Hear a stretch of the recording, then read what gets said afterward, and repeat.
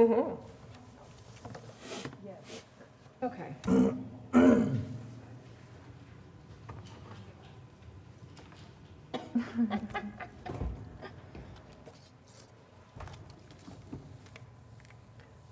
Good morning and welcome to the MAPS 4 Citizens Advisory Board meeting for January 7th, 2021.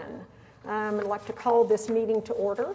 Our first order of business is to approve the minutes of our November 5th, 2020 MAPS 4 Citizens Advisory Board meeting. If I could have a motion in a second to approve. Move to approve. Okay. Please vote.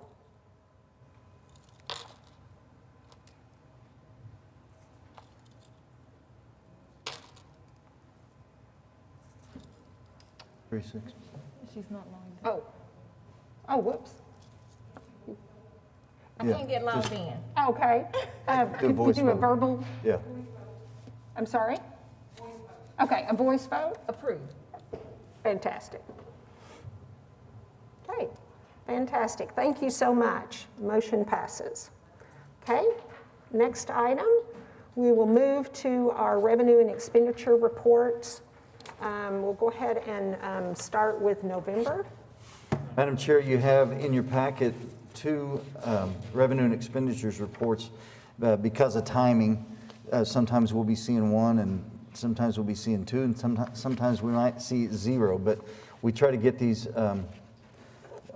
as quick as we can to you. So I'll go through the December 22nd revenue and expenditure report, and certainly if you have any questions on November, we can go back. But for the period ending December 22nd of 2020, on the month, on the revenue side for the month, $9,221,040.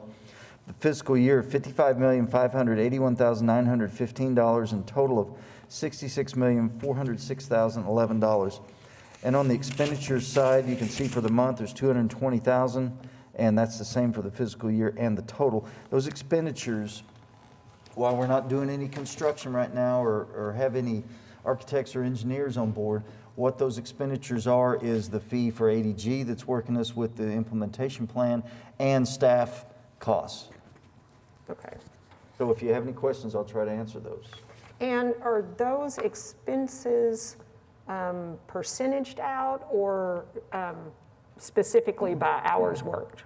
The ADG charges are percentages of the projects right now, the way we're working. Staff charges are based on actual charges, hours put in, and then some of them are percentages also. Like me, mine goes across the whole board. Okay. Other questions on the expenditure reports? Need approval. Right. If none, I'd take a motion in a second to approve. Move to approve.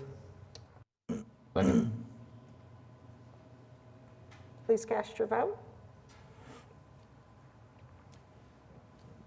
Do we have a second? Yeah, okay.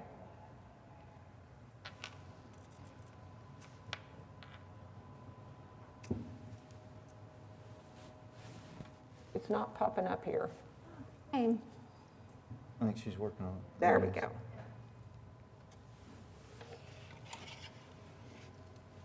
oh, All right, cast your vote. The motion passes. Thank you so much. Okay. Whoa, whoa. All right. So now I think we'll move into our, wait, why is it doing that? We actually have two expenditure reports, and we have to be able to receive each of them separately. Okay. All right, so that was the November. This is the December. Cast your vote. Thank you. All right, the motion passes. Thank you very much. Okay, so now we will move to presentations. Madam Chair, today we have a presentation for you on Chesapeake Energy Arena. Chris Simmerall is here today. He's General Manager of the Cox Center and the Chesapeake Arena. And I'd like to invite him up to the podium.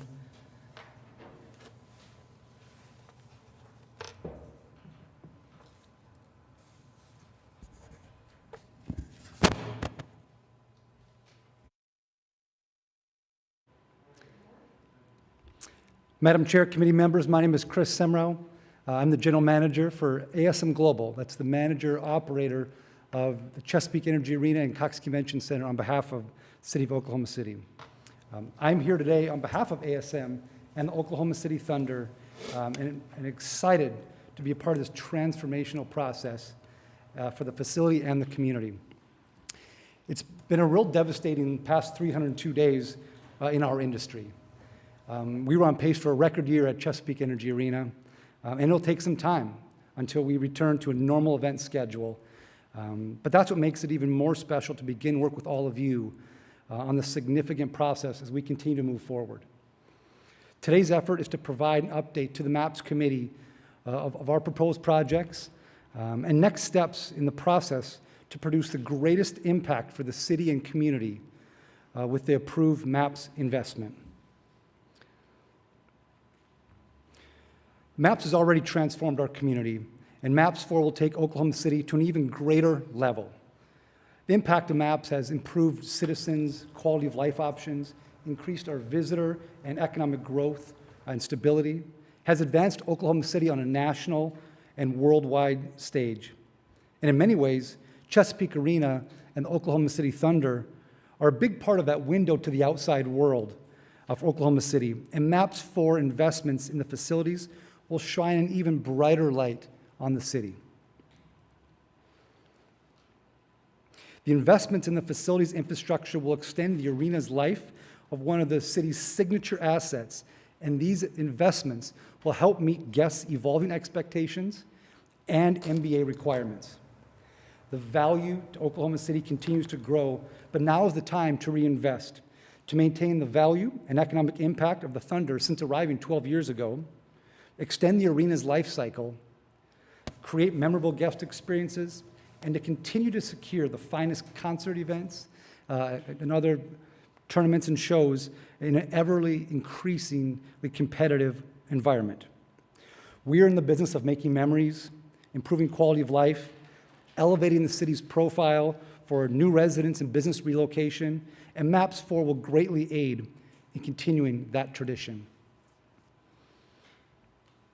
Our three main areas of focus for our MAPS projects are fan amenities, building investments, and arena maintenance. Our approach will develop throughout a flexible, multi-year strategy, aiming to maximize the value of MAPS funds via a fiscally responsible plan.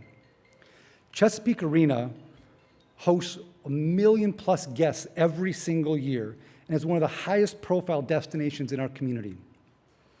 Venue enhancements will be seen by a large number of community members, creating confidence that the MAPS process at work is becoming a reality.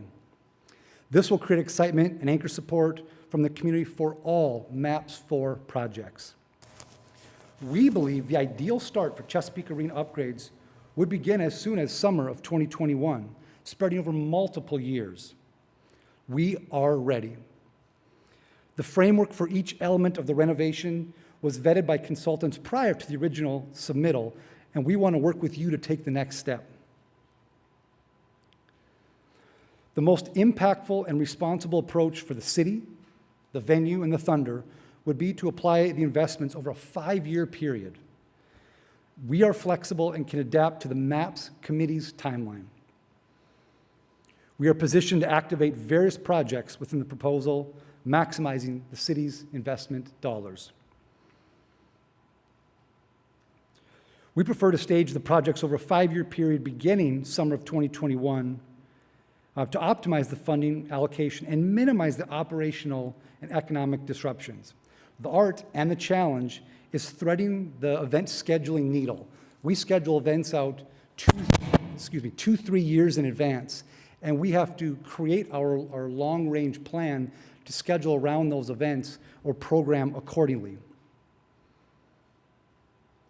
We plan to prioritize guest-facing projects so the community can receive immediate value. This will be done by incorporating sustained influences from the current environment, simultaneously position the venue for a post-pandemic industry, and serve as a catalyst for local economic beneficiaries. I am not suggesting that we should be the first MAPS 4 project to be completed. I recognize there are many other tremendous projects that will make an impact on Oklahoma City. But we are prepared, and for the benefit of the community, can leverage a multi-year phased approach to maximize the MAPS 4 investments. I'll go through a few of the highlighted areas that were part of our original presentation and to provide some updates to you on what we believe the priorities are to maximize the dollars of the MAPS 4 investment. One of our main approaches is to continue elevating the guest experience with the MAPS 4 investments that benefits all event guests. Some of the key investments and upgrades would include expanded main entrances, lobby, wider concourses to alleviate foot traffic and congestion. An example being the entrance on the northeast side of the venue is the most active entry point. So it's a main focus of concourse and entry enhancements.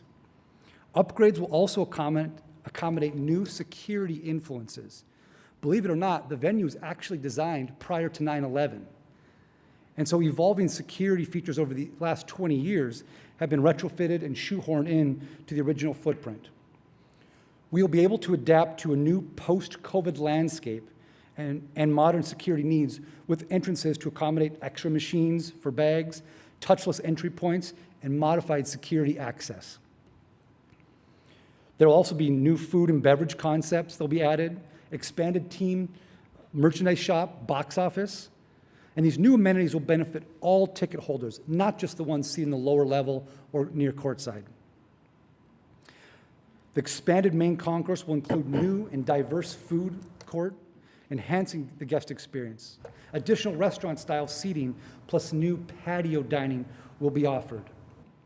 As we shift our focus to the south side of the facility, we'll expand the overall arena footprint by about approximately 70,000 square feet. We'll add year-round multi-purpose event space on the south side of the venue. This expanded south side will also house ASM offices, which many of which are currently located in the Cox Convention Center. With the city signing a lease with Prairie Surf Media recently to take over the Cox Convention Center, the timeline has moved up to find space to relocate many of the ASM offices and staff who provide support day-to-day for Chesapeake Arena. Expanding the footprint on the south side to the second level will also create a signature indoor hospitality and outdoor patio. It will enhance access across Oklahoma Boulevard from Bricktown to the Southside development and serve as a gateway to the new convention center, Scissortail Park, and the beautiful Omni Hotel. We'll focus additional renovations in Loud City as well, with renovated concourses, expanded views into the seating bowl, new elevator access, and a fan zone that will include upper-level hospitality areas, serving guests with all levels of tickets. Currently, no restaurant or bar service is available on this level, only quick service concession options. This concept was actually originally part of the 2008 renovation, but was eliminated due to funding limitations at that time. We'll expand the upper level to create additional fan gathering spaces and new dedicated dining and beverage areas to service the Loud City event attendees.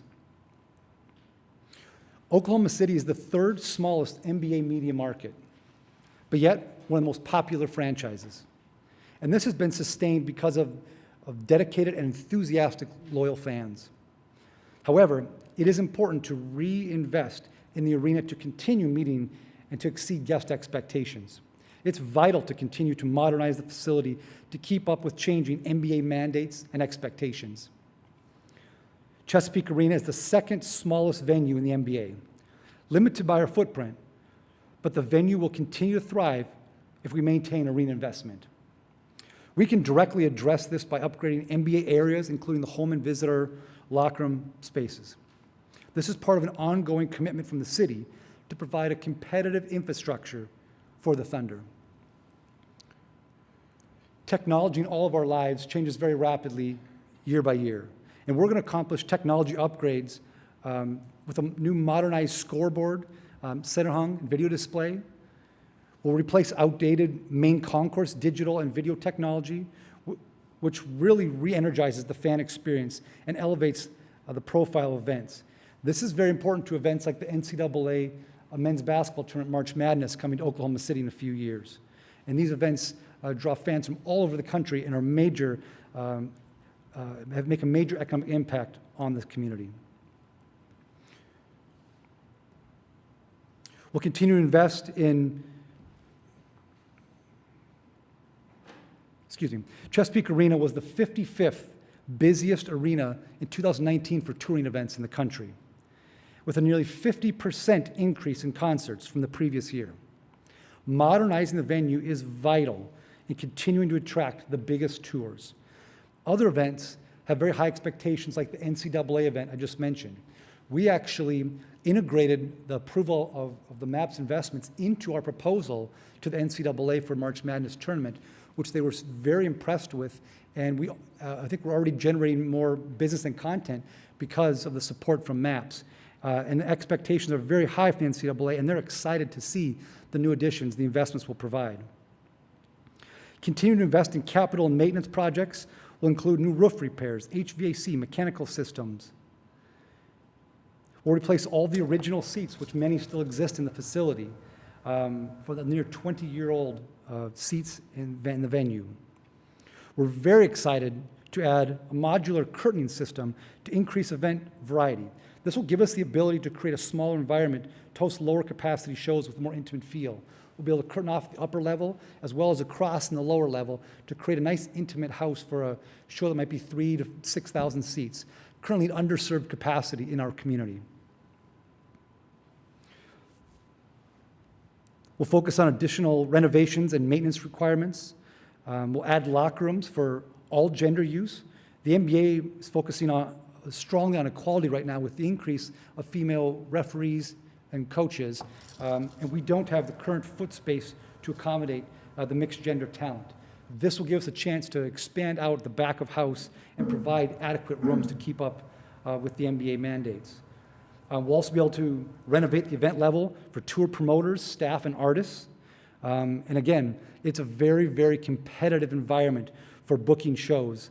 And each year, venues are building new venues and renovating old venues. And for us to keep up with our competitive advantage, we need to invest in these back-of-house areas. We'll also upgrade the loading dock to enhance operations and efficiencies, which is very attractive to the largest of touring events. Overall, we're focused on maintaining reinvestment, elevating the fan experience, and addressing necessary maintenance.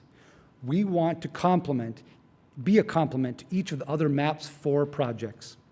We request to proactively start these initiatives while supporting the completion of other MAPS 4 projects. I thank the committee for their service. I look forward to working alongside you throughout this impactful process. And I'm happy to answer any questions or provide information that you may be seeking at this time. Bruce, thank you for your presentation. So I would open it up to questions. One question I'd have is, you talk about calendaring events sometimes 2 or 3 years before the event. In this pandemic world, what does our calendar of events look like at the arena right now? Especially with the industry disruption, many events have basically picked up and moved a year or two down the road. So we're actively confirming concerts for end of 21, middle of 22 right now. There's tournaments and other sporting events that are confirming 23 and beyond. So we're trying to be mindful of that schedule while holding and targeting necessary time for potential projects if they're approved.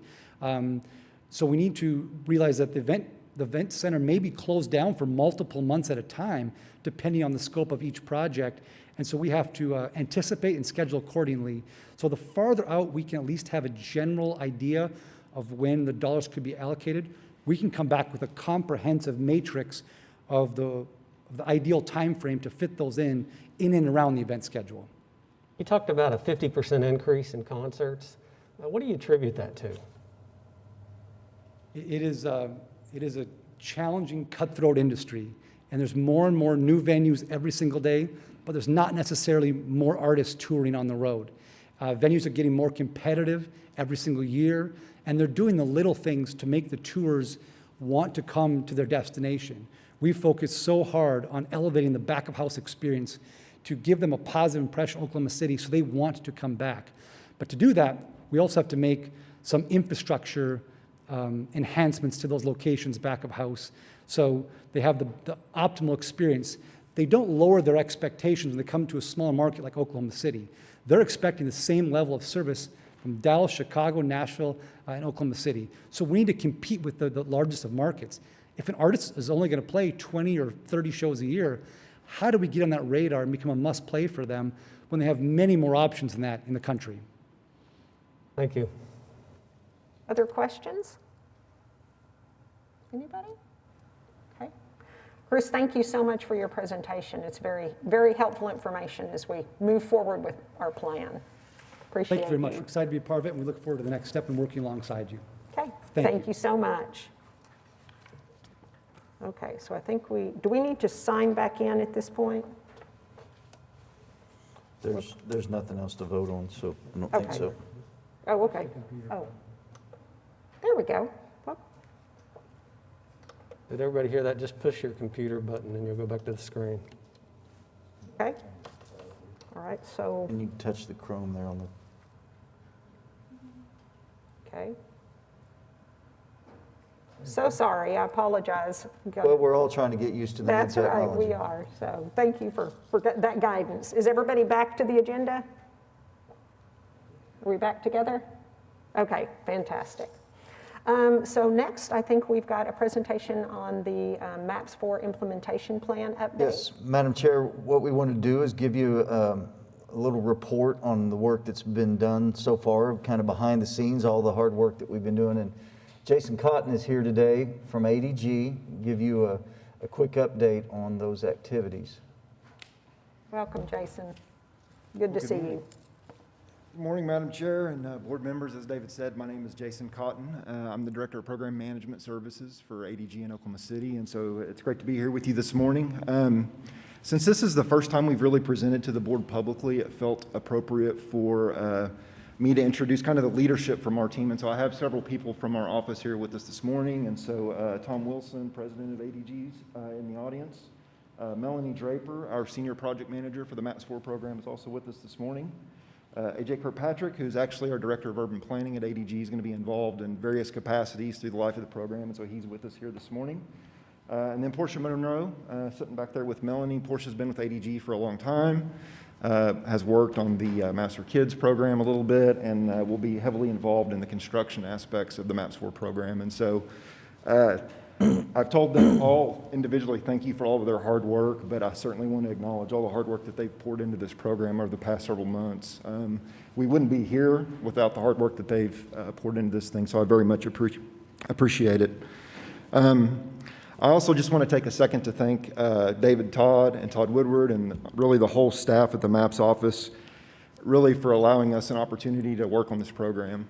For those of you that don't know, ADG has this long-standing really relationship or history with the MAPS program. It really goes all the way back to the early 90s, which I was in high school in the 90s, so obviously it predates me, but you know, I've been at ADG for about 5 years now, a little over 5 years. I've been with the program management group or leading the program management group for a little over 2 years.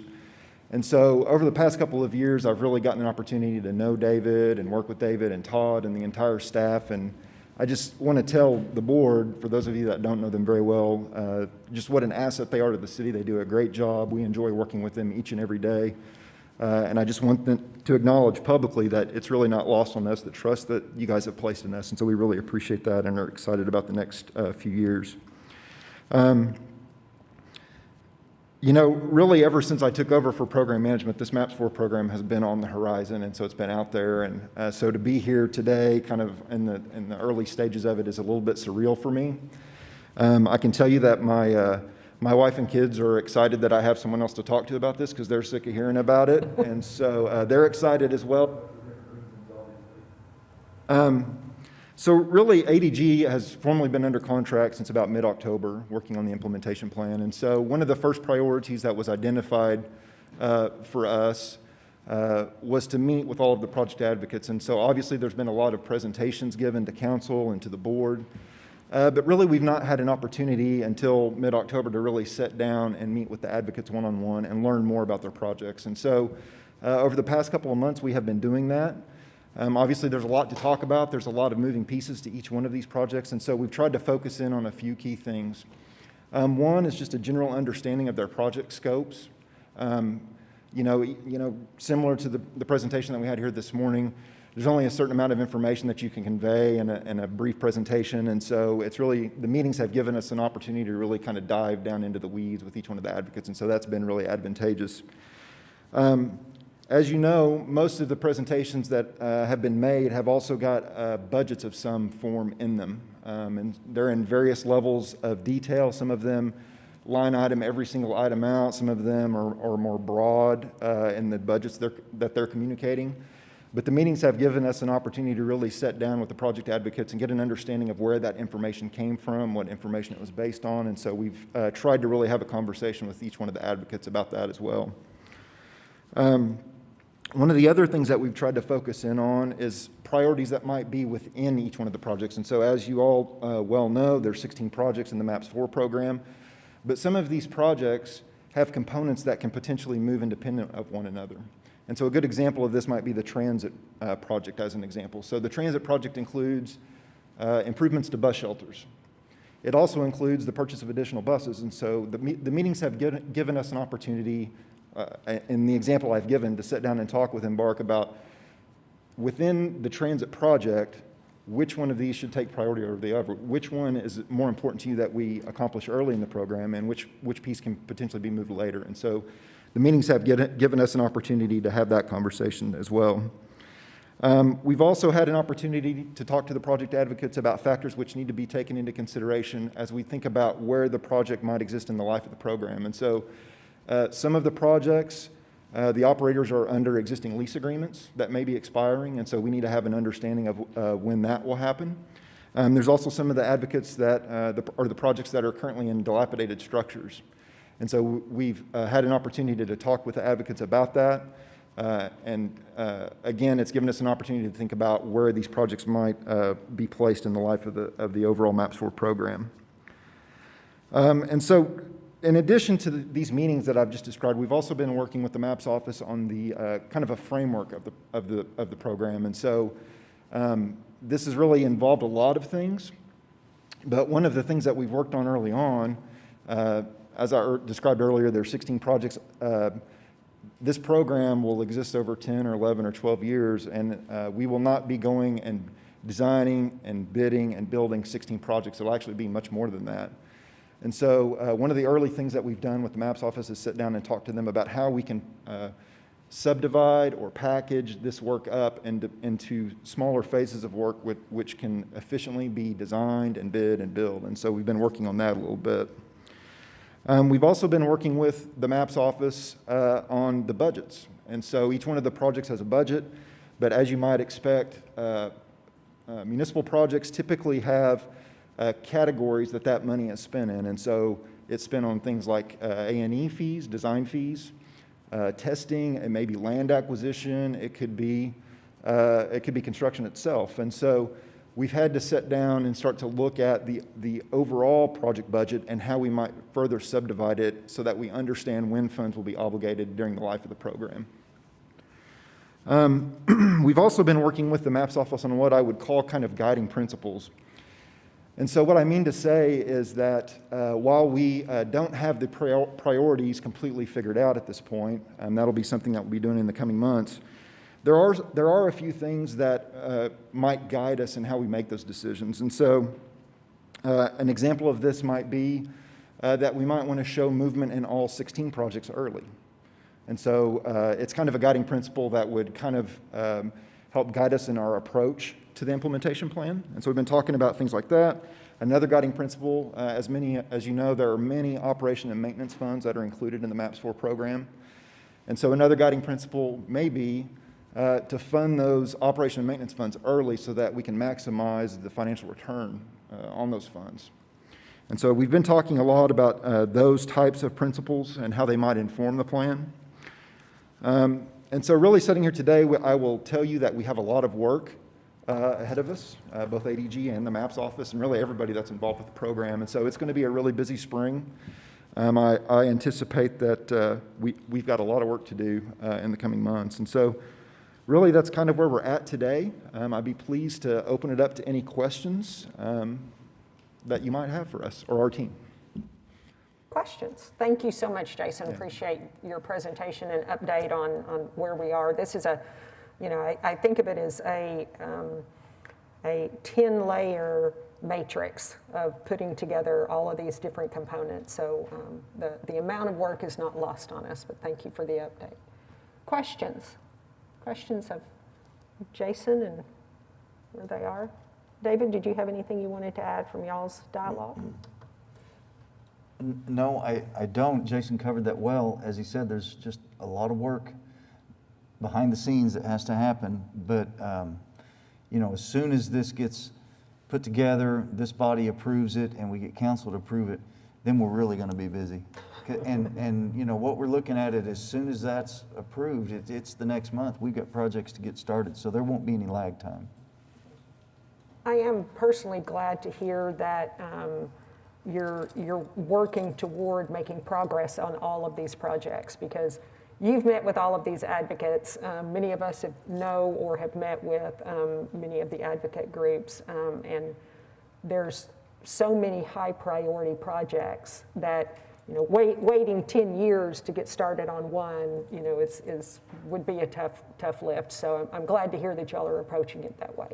Yeah, I would say a couple of things that we've observed just in these early months. The MAPS 3 program was very complicated as well, but I think for different reasons. We were doing a lot of types of construction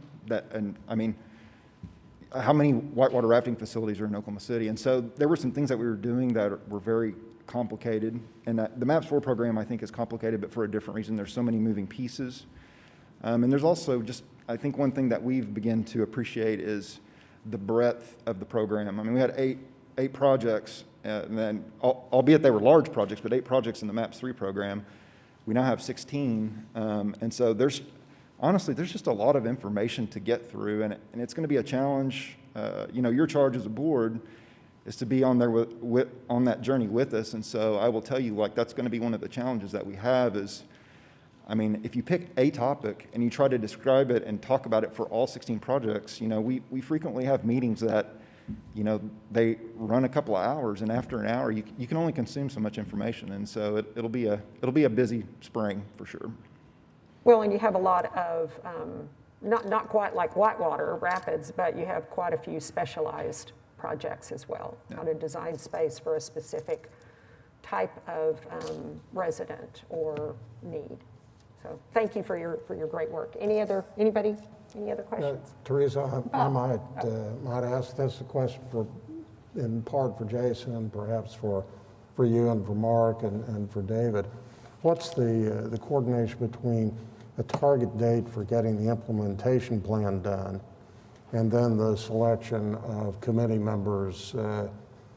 I would think ADG would want some input from the committee before that implementation plan is finally put together. Bob, what we've found is that the input from the operators and the stakeholders is pretty much that, and that's been the thing that's informed everything we're doing. I think if we get to the subcommittee level, everything's going to be important to that subcommittee. So we're trying to stay at a higher level and treat everybody the same. The mayor's working on assigning those subcommittees. I understand that it should be sometime in the spring. Right now, our plan is to have this implementation plan to you early summer, somewhere in that ballpark. So we'll just have to go with how that meshes together. And I think, Mark, you may have more detail, but in my conversations with the mayor, we're looking at February and with council reviewing and hopefully approving into February, 1st of March, the subcommittee. Okay. Okay, thank you. Any other questions? Okay. All right, so we'll move to item 6, discussion items. We don't have anything. Okay. Anybody? All righty. And then comments by board, staff, or citizens. Did we have any citizen comments? Any citizens signed up for today? Okay. I'd like to say a couple things. Absolutely. I'd like to introduce staff. So we had that original in-person meeting that was very nervous and different. It's the first time we've been here on the Horseshoe, and you guys have been interacting with the MAP staff for almost a year, and I want to put some faces with some names. So down here in the front, Lisa Shriver has been with the MAPS office for 20 years plus. Carrie Lee, here, you'll be, if you do a presentation, you'll be hearing from Carrie. Starting over here, Laura McDivitt, raise your hand, Laura. And our attorneys, Carol Garrett. Mark Beck, you've probably heard a lot from Mark Beck. He puts together all these meetings, so you can associate his face with that name. Todd Woodward is in the back. He's our construction manager. So he's in charge of all the construction that we do. I think I got everybody. Okay, just wanted to put some faces with some names. No, thank you so much, because I think we all recognize once we get up here, there's a whole lot of work that a lot of people have put in. So thank you all for the work that you do. Okay. Other comments from the board? All right. Well, seeing none, I think we are scheduled for, what's our next meeting date? David, do you have that off the top of your It'll be head? the first week in February, so Right. what, the 4th? 4th, yeah. Okay, so we will meet back here February 4th at 10:30. Until then, stay well and stay healthy, and best wishes to all of you. Meeting adjourned.